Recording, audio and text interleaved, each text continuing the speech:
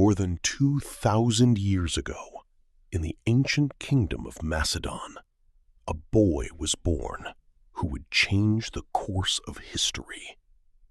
His name was Alexander.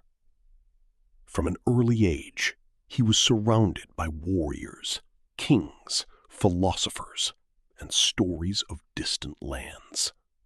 His father, King Philip II, was building one of the most powerful armies in the ancient world.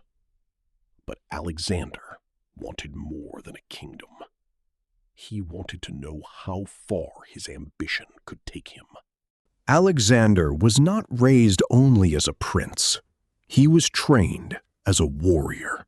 He learned to fight, ride horses, and command soldiers. But his education went far beyond the battlefield.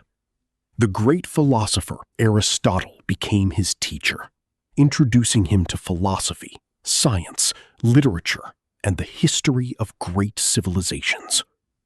Alexander dreamed of heroes, and among them, he admired Achilles. Then, tragedy struck.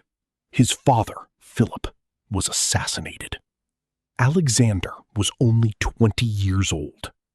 Yet within a very short time, he became king of Macedon. Alexander understood that his greatest challenge was not Greece. It was Persia. The Persian Empire was enormous, wealthy, and powerful. In 334 BC, Alexander crossed the Hellespont with his army and entered Asia. There was no turning back. At the Granicus River, his Macedonian soldiers faced the Persian forces. Alexander personally led his cavalry into battle. His victories continued. Then came the Battle of Issus. Alexander's army was heavily outnumbered, but discipline and strategy gave the Macedonians the advantage. The Persian king Darius III was forced to flee. The impossible had begun to look possible. Alexander continued south. He entered cities that had once feared the Persian Empire. Then he reached Egypt. The Egyptians welcomed him as a liberator. Near the ancient pyramids, Alexander stood before monuments that had already existed for thousands of years. But he was thinking about the future. On the Mediterranean coast, he founded a new city. Its name was Alexandria. It would eventually become one of the greatest centers of knowledge in the ancient world.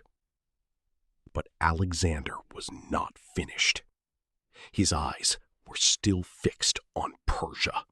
The Persian Empire gathered its greatest army. Darius III prepared for a final confrontation. Alexander studied the battlefield carefully. Then, at Gaugamela, the two worlds collided. Thousands of soldiers filled the enormous plain. Cavalry charged. Chariots moved forward. The Macedonian phalanx advanced like a wall of spears.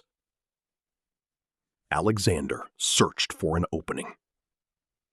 Then he attacked.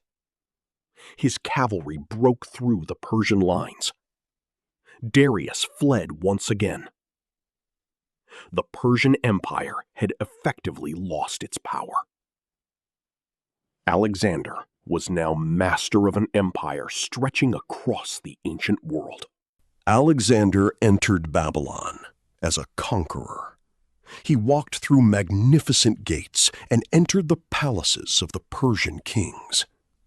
Then came Persepolis, the ceremonial capital of the Persian Empire.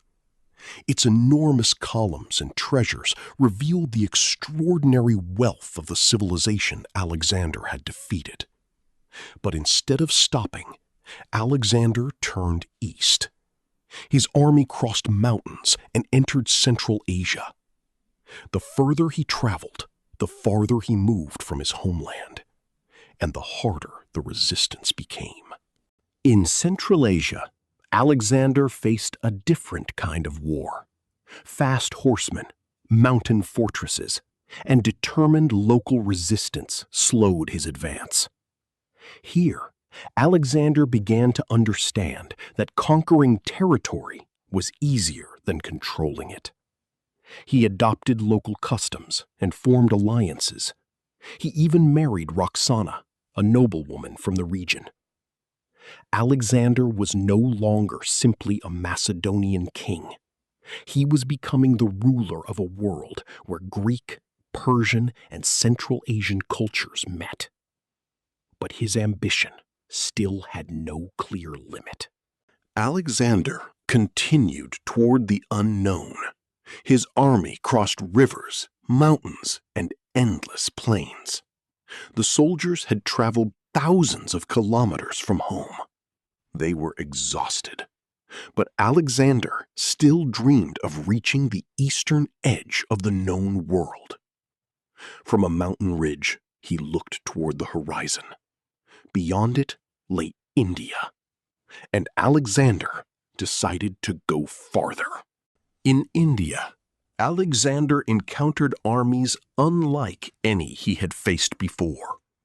War elephants stood across the battlefield. At the Hydaspes River, one of his greatest battles began.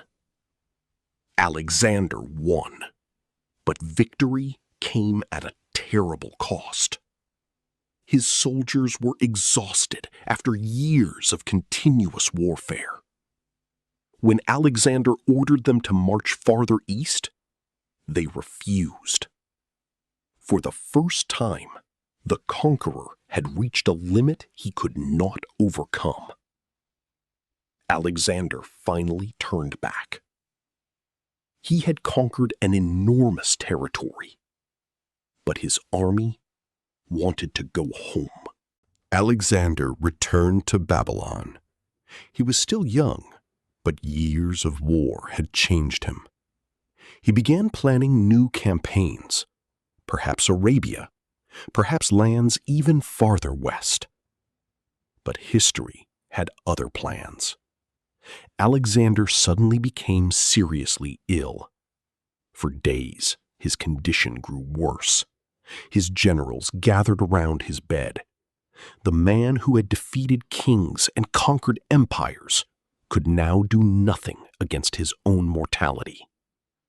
In 323 BC, Alexander the Great died in Babylon. He was only 32 years old. He had created one of the largest empires the ancient world had ever seen.